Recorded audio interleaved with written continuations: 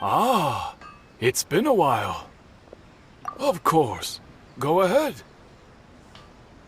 Oh. Now there's a question I wasn't expecting. Very well. I'll tell you what I know once more. The once renowned Raiden Gokuden, comprised of 5 branches. Amenoma, Futsu, Ishin, Hyakume, and Senju. The art of forging practiced by these 5 clans was first taught to them personally by the almighty Shogun. Over time, the 5 branches diverged from one another as generations of bladesmiths honed and perfected their craft until they became 5 distinct traditions. Most of the great swordsmith clans of old have since fallen into decline, and for a long time, only the Amenoma branch kept its art alive. But fortunately, Kaedehara Kazuha recently returned to Inazuma and took up the mantle of the Ishin art. Now, 2 clans remain of the original Gokuden 5. If my memory serves me right, you yourself were present when he forged the Ishin blade. Oh yeah, we were! Paimon remembers that now. We learned a bit about the decline of the Raiden Gokuden then too. It seems like such a shame. That, my friends, is a tragic tale indeed. In fact, this was not made known to me for most of my life. All these years, I knew of those great clans' demise, but never the cause. Only recently, when the question was on my mind, did I ask Kaedehara Kazuha about this. He told me that, as we are both heirs to a branch of the Raiden Gokuden, it was right that I should know the truth. There is no harm in telling you, but I must warn you. It is a dark and sorrowful tale. The Raiden Gokuden were the targets of a murderous rampage by a vengeful bladesmith. Vengeful? Why? 400 years ago, so I'm told, there was a catastrophic malfunction in Tatarasuna's furnace. One brave swordsmith heard the commotion and chose not to flee, but he rushed to the scene, hoping to prevent a disaster. Tatarasuna was home to a state-of-the-art forging and smelting operation in that day, and overseeing it was the armory officer. His surname was Niwa, though he had family ties to the Kaedehara clan. Knowing that they had just one chance to save countless lives, Mr. Niwa and the swordsmith leaped together into the furnace. The furnace quickly stabilized, but neither of them made it out. The smith's death, though heroic, dealt a devastating blow to his family's fortunes. His orphaned son was left to fend for himself, and grew up deeply resentful at the world. In his heart, the whole of Inazuma was culpable in his tragedy. He hated the almighty Shogun for her apparent indifference towards his father's death, and he hated everyone who had done nothing to try and save him. Powerless and destitute, the only legacy he had to pass on to his children was his hatred. Generation after generation bore this grudge, living in utter misery. Alas, if only the story could have ended there. But 100 years ago, the then head of this family reached the end of his wits. He could bear their fate no longer, and yet he could do nothing to change it. Finally, he made a drastic decision to take revenge on the Raiden Gokuden. In doing so, he sought to vent his pent-up anger and shake the very foundations of Inazuma's forging industry. In his fury, he murdered indiscriminately, killing even bladesmiths from the Hyakume clan which he belonged to. His goal was absolute, the devastation of all of the Raiden Gokuden. But when he came to the Kaedehara and Kamisato clans, his killing spree came to an abrupt end. He failed to catch them unawares. They fought back, fiercely, and they did not spare his life. That is why the Kaedehara clan and their Ishin art survived that day. I suppose they were the lucky ones, under the dire circumstances.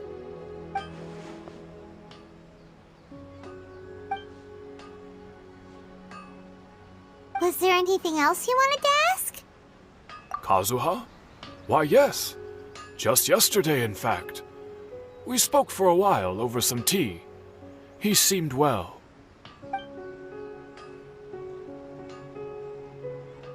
My pleasure. Don't tell Paimon. There are other places you want to visit too, right? Your expression says it all. You can't hide anything from Paimon. On to the next stop. Lead the way, traveler. Paimon will be right behind you.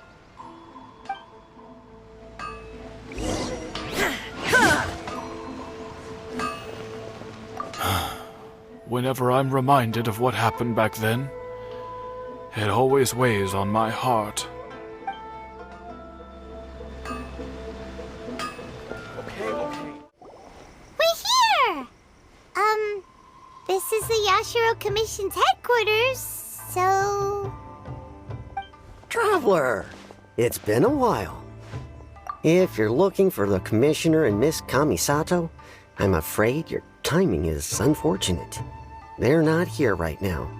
Are they out on business? The Commissioner is out on business, and Miss Kamisato is standing in for some meetings in the Commissioner's place. If it's urgent, you're welcome to wait inside until they get back. What do you think? Shall we go in? If it were anyone else, I couldn't allow it. But seeing as you're so close with the Commissioner and Miss Kamisato, I think it should be okay. We'll be heading in then. Thanks!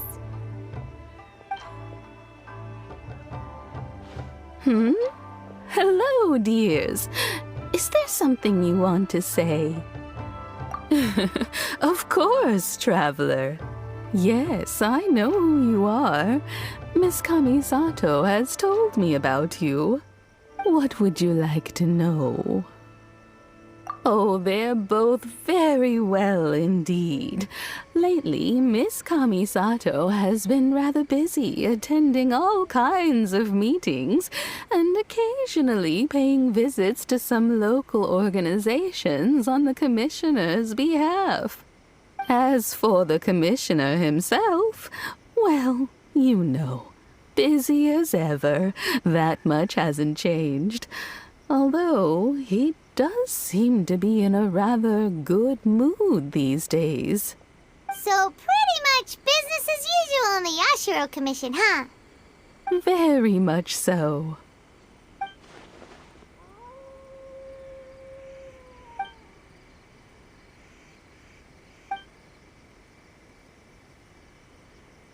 Well, got any more questions? You're very welcome.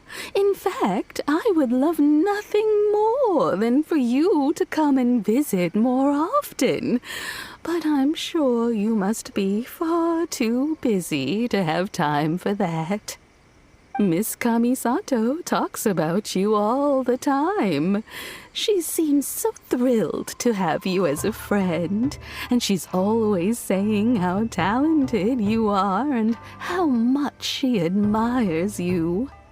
I must say, many things in Inazuma seem to have taken a turn for the better since you arrived here.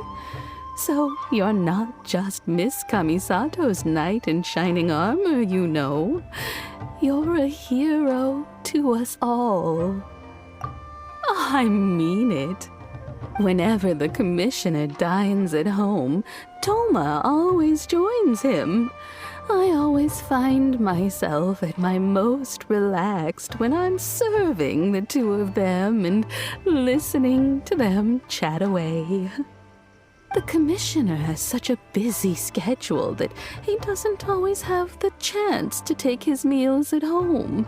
But given the opportunity, he always prefers to dine here. They say it's because Toma's a much better chef than most. the commissioner is so fond of home comforts. They get to talking about you sometimes, too, you know. Always with a very fond tone. The way one would talk about dear old friends around whom one can truly be themselves. Miss Kamisato occasionally joins them as well. Whenever the whole family gets together and they start talking about people they've met and experiences they've had, you always get a mention. It's been many years now since the late Mr. and Mrs. Kamisato passed away. Much has happened in the Kamisato clan in that time. As someone who is old and gray enough to have watched their son and daughter grow up, it makes me so happy to see them meet a dependable friend whose company they enjoy so much. So, in the future, if you ever do have the time, please know you are always very welcome at the Yashiro Commission headquarters. There will always be at least one old lady who would be delighted to have the pleasure of your company. Wonderful. Thank you. Paimon likes it here too. Also, you were saying something about the food here being really great. Paimon's itching to try it. We may just have to invite ourselves around for dinner sometime. Paimon meant we should come pay a visit again real soon. Ideally around dinner time. Of course. You're always welcome. Alright, goodbye for now. Where are we going next? Great! Goodbye, ma'am! Don't worry, we'll see ourselves out. All right, then. Take care now. Hope to see you soon. Oh, are you two leaving already? Yep, everything's taken care of now. Don't worry. Very well. Safe travels. Goodbye.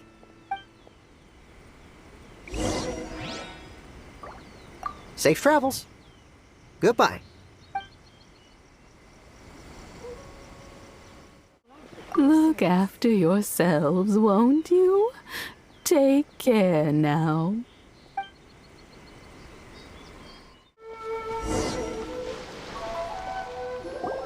Well, here we are. But what are we looking for?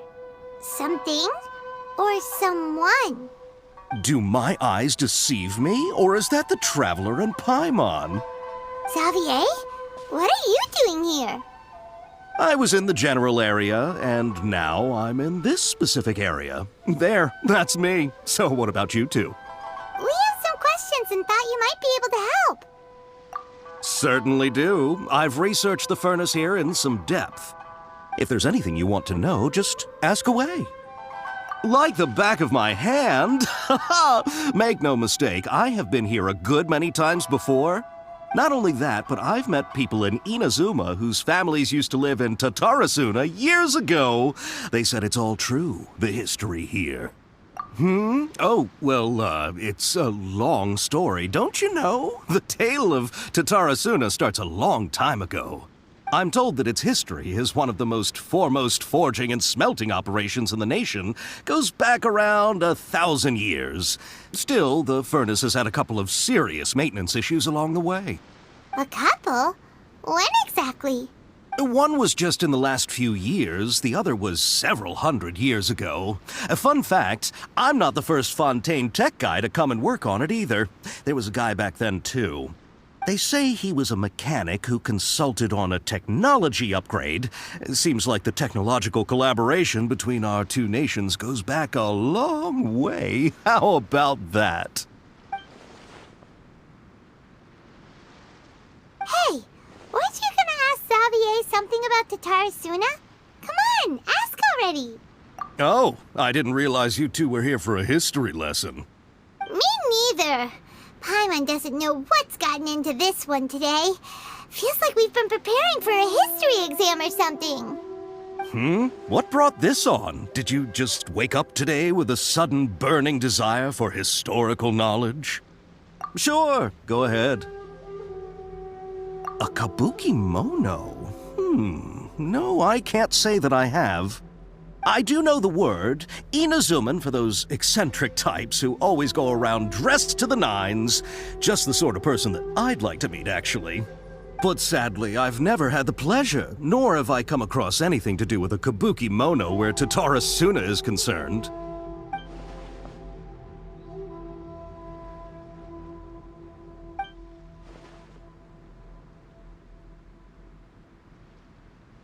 Of course! Don't mention it. Oh, we're leaving? Okay, bye, Xavier. Oh, you're most welcome. More than happy to help. Farewell. Looks like you got all the information you're looking for. Sure, but what's up with you today? Whatever it is, it seems like it's really troubling you. Keep your smile, Spinal Crocodile. No matter what happens, Paimon will always be there for you. Hey, don't mention it. Alright, let's head off and go meet Nahida.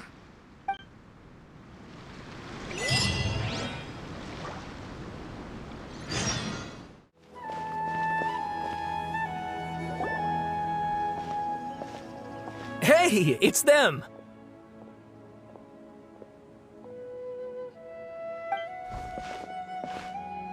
Akaba, Sawada, you're still here? Indeed we are. If you have a moment, we'd love for you to join us once more. We have time. What do you want to talk to us about?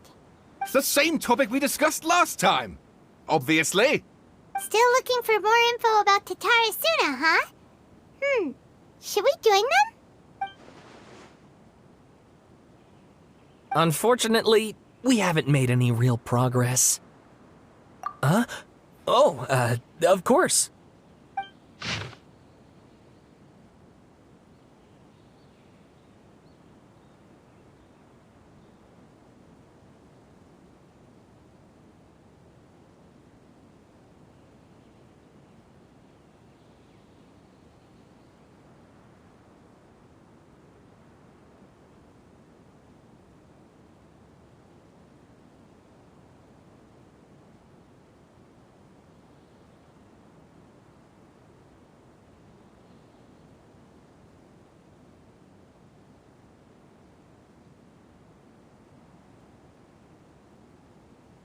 I presume you'll want to read mine as well.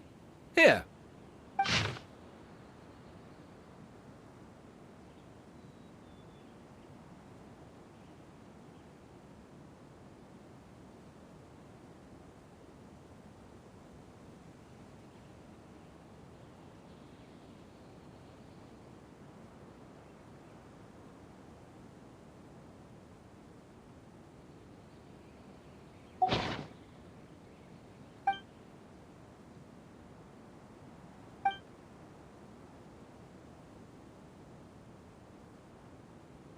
Well, what do you think? Hey, Traveler. Remember how last time Akaba was saying how he wished he could gather more information about all this? Well, we just got back from Inazuma. So how about we tell them what we learned? What did you find out? Something big? It's a long story. Basically, we have some friends in Inazuma, and... Wow, so many new details. Thank you so much for sharing that with us. Well, well. So it all comes down to one man's desire for revenge. Huh. You heard this from a member of the Armanoma clan, you say?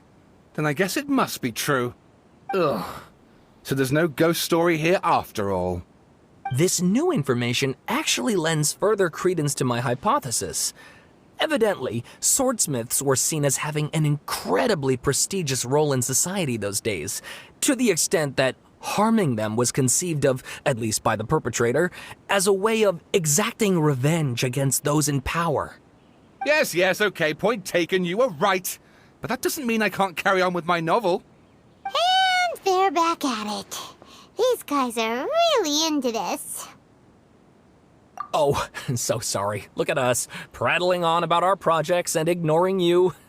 Thank you so much for the information. You're welcome. See ya. Keep us in the loop if you find out anything else. Will do.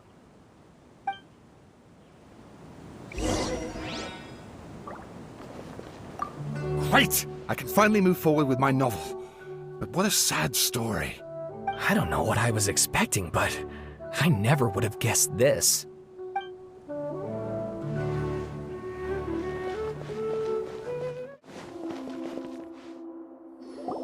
Nahida, we're here! Traveler, Paimon, how have you been? Ugh, where to start? Paimon hasn't had a moment's rest this whole time. That night, we ended up chatting and chatting until suddenly the sun was up. And then she decided she wanted to go to Inazuma. The Balladeer? It sounds like some kind of code name. You look troubled. Is there something you need to tell me?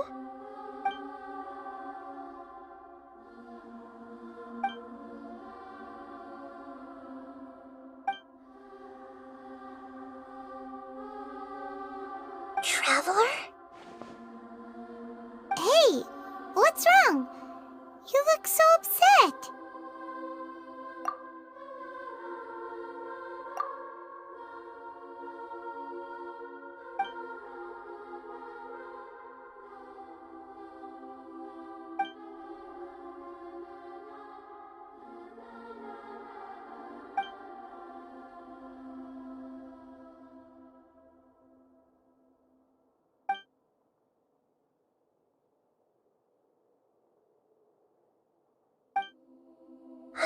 That's quite a story.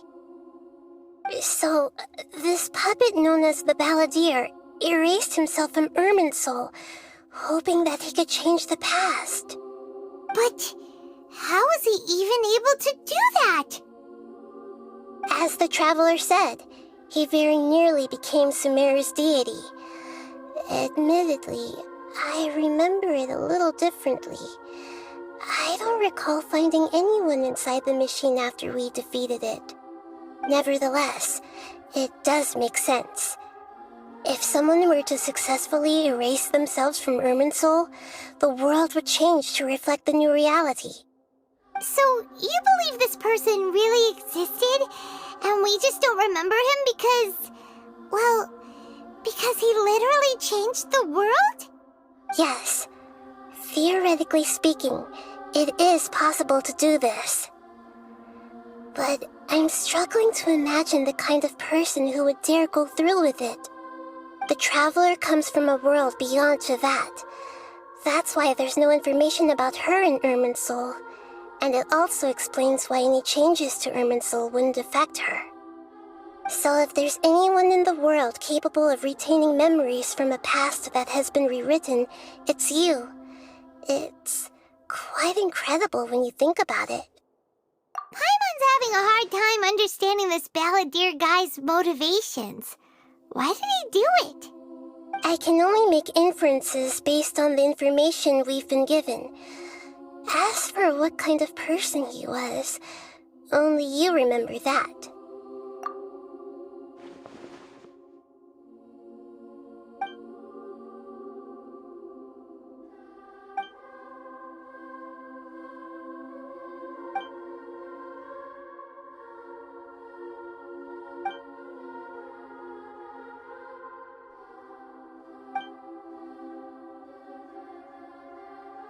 Something else worrying you? Something that you can't share? It couldn't change the fate of the ones who had died, right? Once the Balladeer realized he hadn't been betrayed after all, it must have completely changed his view of the people of Tatarasuna. Now he saw them as friends again. He couldn't keep hating humans after that, and if he thought there was a chance he could save his old friends, it would be hard not to try. This story makes sense. every part of it. The balladeer tried to achieve godhood with the doctor's help. He was unsuccessful, but retained the power to connect with Irminsul. That power then enabled him to change what was recorded in Irminsul and erase himself, even though he didn't have much strength left. Yeah, it does make sense, but it still ended in tragedy for his friends. It just feels so hopeless. He gave everything to do this, but it seems like he got nothing in return.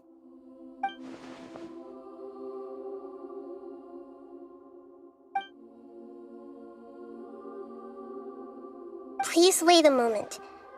I want to check something. Found it. This should be the one. It turns out that I have a strange way of confirming everything she has told us. What is it? A record from a personal collection. It was tucked away in a corner. You should take a look.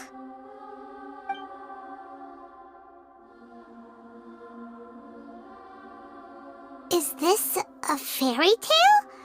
Who wrote it? I authored this record myself. Huh? You wrote a fairy tale that somehow has something to do with the balladeer? When combined with the traveler's narrative, it's clear that this story is an allegory. Everything in it is a symbol for something else. Hold on. So this record survived from the past? Yes. Any information about the balladeer or the kabuki mono and other records will have been changed. But I wrote this story in a way that means it was left intact. Changing the information in Irminsul changes to that. But Irminsul can't change information that was well hidden in advance. I guess I must have written this story as a backup before the balladeer entered Irminsul. That's incredible! What a great idea! And sending the traveler into Irminsul with the balladeer must have been a further precaution. I knew she'd remember everything. This story is abstract enough that it still resonates with the present information recorded in Irminsul. But if we connect all the different pieces together, the true story that emerges is the one she told us, the now erased life of the balladeer.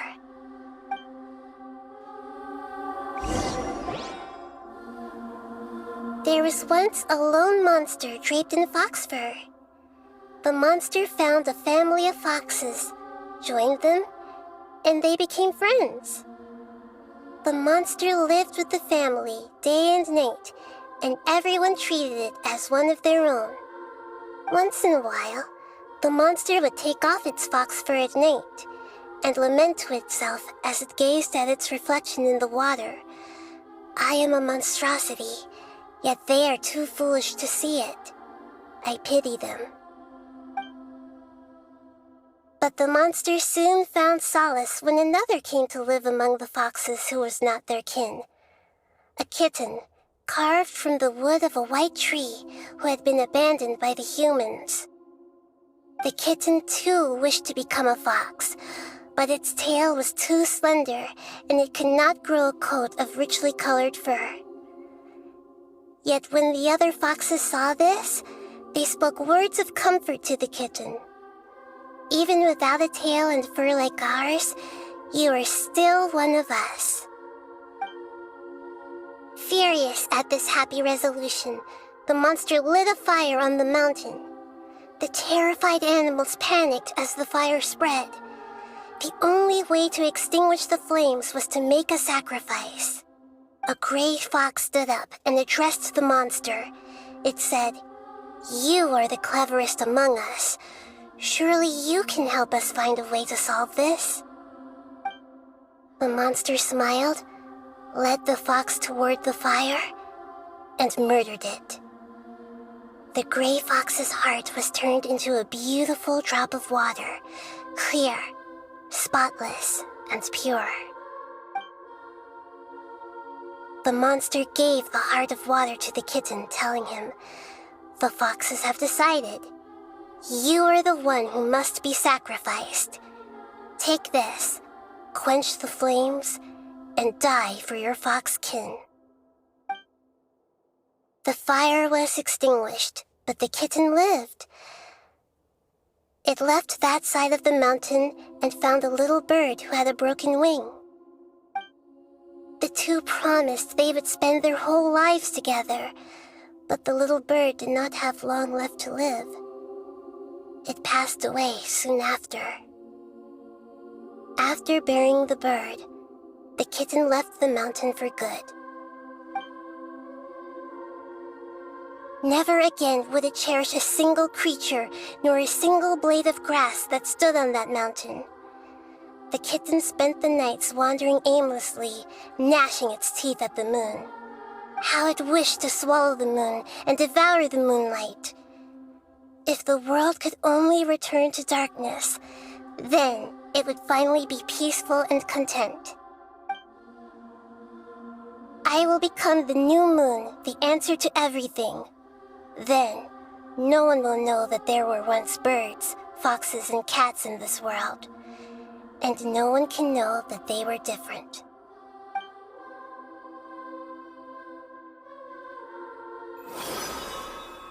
We solved it! I remember now. This is not just the Balladeer story. It is his very own memories.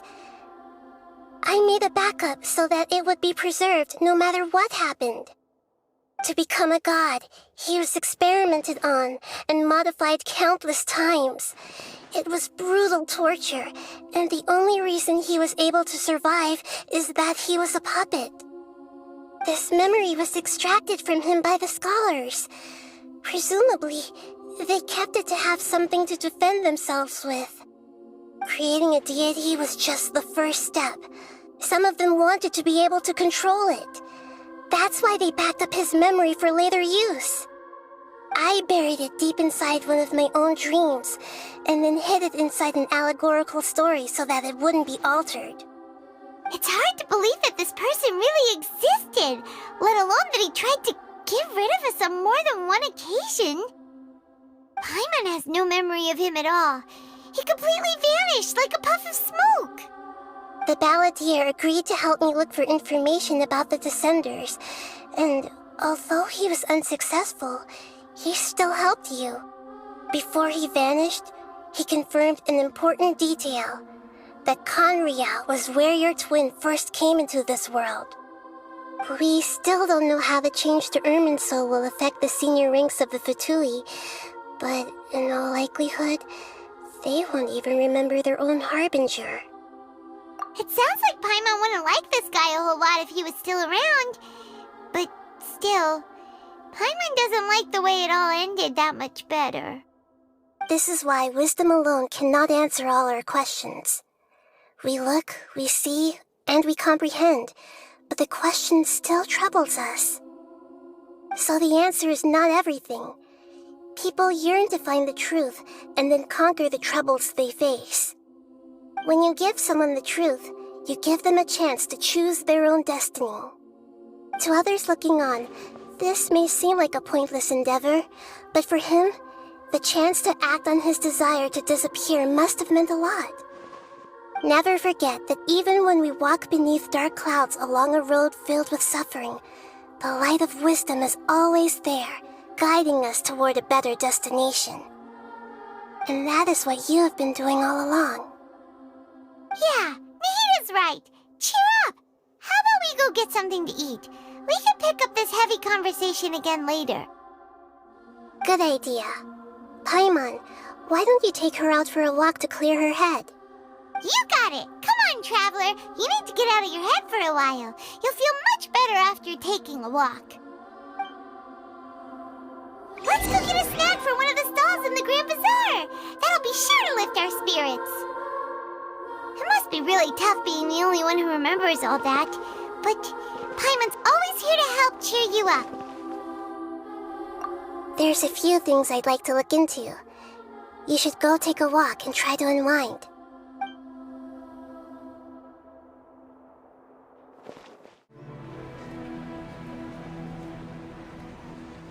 We're What should we eat first?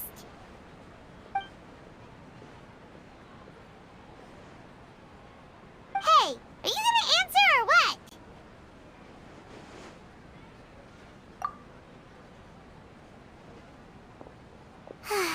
Alright, whatever you want.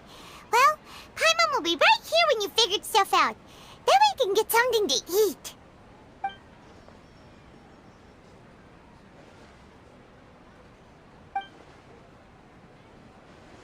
What is it? Have you figured it all out?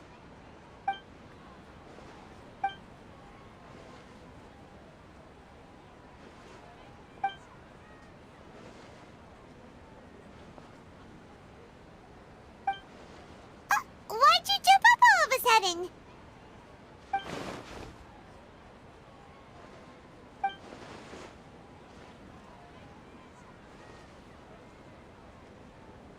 Excuse me, boss. There seems to be a small problem with the last bill. Look, here.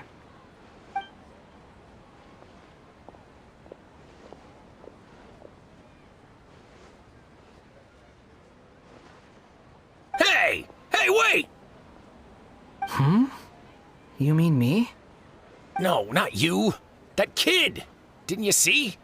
Little rascal grabbed my last 2 fresh Sunsetias and ran off. Look, if you're gonna help out here, you can't keep spacing out, okay? What is it? The work's too boring for you? Or has the big city got too many distractions? I wasn't paying close enough attention. Sorry, boss. I think you're right. Maybe it's the city. It's so exciting. It can be hard to focus. Who's that guy? You know him or something? He's who? You're a strange one, kiddo. You say you don't want any money for helping out here, and then when I actually give you some work to do, you keep letting yourself get distracted. I don't want to take advantage, so I'm happy to pay you what I'd pay anyone else. But if you keep acting like this, pretty soon I won't be able to afford to. No, please. I mean it. You don't need to pay me anything. I'm just so thankful you agreed to take on an outsider like me. You're welcome, I guess. But I got bigger things to worry about. Look, we're all out of Sunsetias, and I promised the lady down the street I'd deliver a fruit bowl this evening. Leave it to me. I'll find some more. Just a moment. I'll be right back. Stop. I'm gonna level with you, kiddo. I've never met a worker who said they didn't want a wage before. And at first, I got greedy. Couldn't believe my luck. But I figured you'd start asking for something in return eventually. You don't want money. You don't take days off. And in your free time, all I see you do is wander around, taking in the sights. Are you a drifter or something? That's right, I am. We can talk more about that later. First, let me get those fruits you needed. Sunsetias, was it? I'll be right back. Hey, what do we do now? Okay, stay out of sight. Don't let him see you.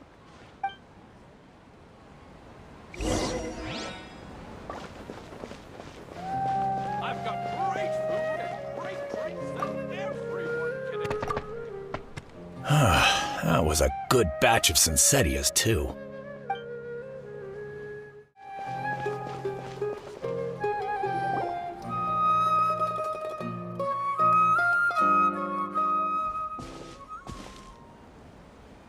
Yeah, this'll do. Even though you say he's the balladeer, what are we planning on doing? Stealing his Sunsetias? Isn't that a bit too cruel?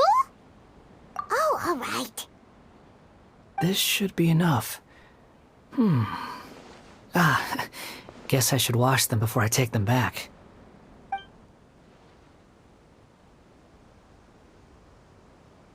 Huh?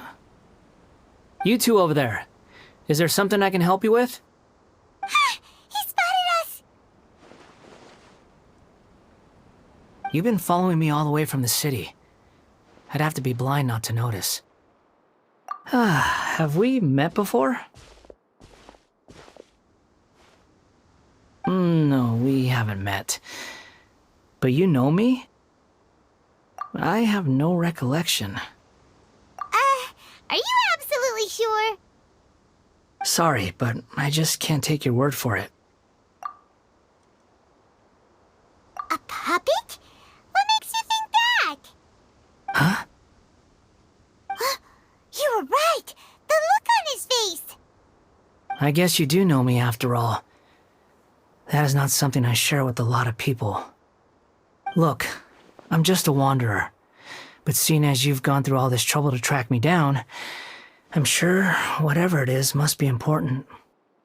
Okay, but please let me deliver these goods to my boss first. Are you really working for that guy? He said you don't want any more for it. Is that true? Yes, I ran into him out in the wilderness during a storm, and he let me take shelter in his cart. In return, I said I'd be his helper for a while. That's oddly nice of you. Let me take these back. Then I'll come with you, okay? Then let's return to the city.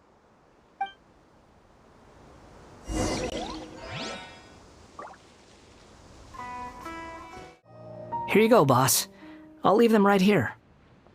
Oh, you really went and picked some more. Who are these two? Something's come up, and they need to borrow me. Sorry, boss. I'm afraid I'll be away from the stall for a while. I was just about to pay you anyway. Go wherever you want, kid. Don't waste your time here. What? I get it, okay? You just wanted to help me out, to thank me for giving you shelter from the rain that day. Even then, I don't understand why you're so adamant that you don't want any pay for it. But look, it was pouring down, and there you were, sauntering along without a care in the world, like you had nowhere to be and didn't even care that it was raining. Imagine you were me for a second. It's a little weird, right? Why is this guy traveling during a rainstorm if he's not trying to get somewhere? And why is he taking a shortcut through the open country if he's not even in a hurry? But anyway, taking you in didn't put me out even slightly. You don't owe me a thing for it. Certainly not all this. Your time is valuable. You know, you should go live your life. But I don't...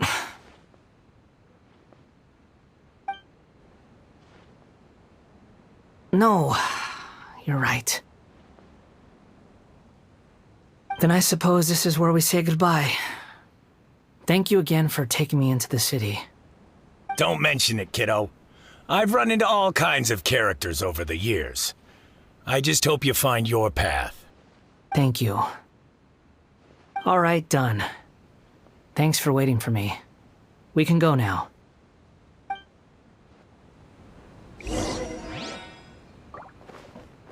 Don't worry about me. Nahida! What's wrong? Huh? Are you? Hello. I do apologize for the sudden intrusion. We found this guy in the street, but he doesn't seem to remember anything. So, yeah, quite an eventful walk.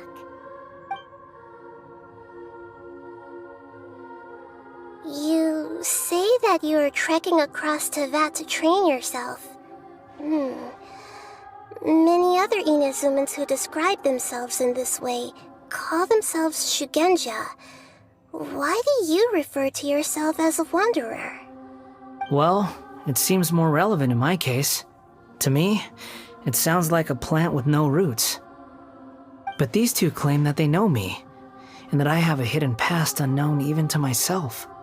I wouldn't call it the past, but rather... this is a difficult one to explain.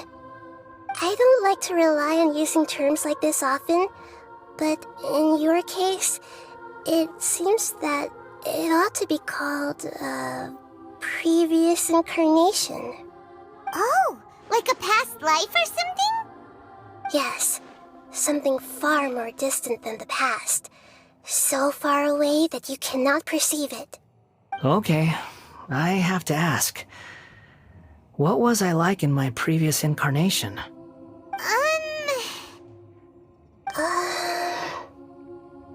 Oh, okay. I see. You want to tell me, but you can't bring yourselves to say it. Looks like I didn't have the most wonderful existence in my previous incarnation. If it's that difficult to talk about, I have no doubt it will be just as difficult to hear. But I'll be able to handle it. Please, tell me the truth. Is truth something you care a lot about? Yes. Then I'll be straight with you. In your previous incarnation, you did many things that would be considered evil. You nearly died because of what other people did, and many died because of you. As a non-human being, you hated gods and humans alike. You drifted from place to place, never able to settle, even where you found status and identity. You adamantly believed that you were missing a heart. Actions rooted in persistence sometimes bear bitter fruit. Sometimes, you have to let parts of yourself go, or you'll never be happy.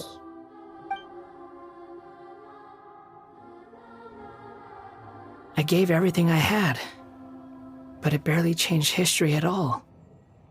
In terms of the outcome alone, that's true. I don't think I can judge everything I've heard purely in terms of right and wrong. Each choice a person makes belongs to a specific place and time, a chain of cause and effect, a cycle of karma and consequence. That is the nature of truth. If one thing is right, its opposite must be wrong. And yet, dichotomies like this are not enough to explain the world in all of its complexity. It seems like my previous incarnation wasn't the most likable individual. We're not trying to hurt your feelings or anything, but yeah, we weren't your biggest fans. If we were enemies, why are you trying to help me find the truth? This is so frustrating! This guy's supposed to be our arch enemy, but now he's just some random stranger we met on the street! He's got so much to answer for, but we can't make him talk because he doesn't remember anything. What a weird situation. Lesser Lord Kusanali, as the god of wisdom, I trust that everything you told me must be true. Yes, it's all true. I can even show you the memories themselves, if you're willing. Please, I want to see them for myself. I want to experience my own transgressions. Even though it will cause your present self great mental anguish? I'm just a puppet, with no heart and no name. There is nothing in this world for me to cling to fill the void within me. Except maybe these sins that can never be undone. Very well. As you wish. Wait, shouldn't we go with him? This one's kind of on us for bringing him here. Don't worry. Whatever danger I might face, it's my burden to bear. Traveler, could I ask you to supervise him on my behalf? Oh, good point. Given your, unique situation, we'd better keep an eye on you. Understood. Thank you. Now, prepare yourselves, everyone.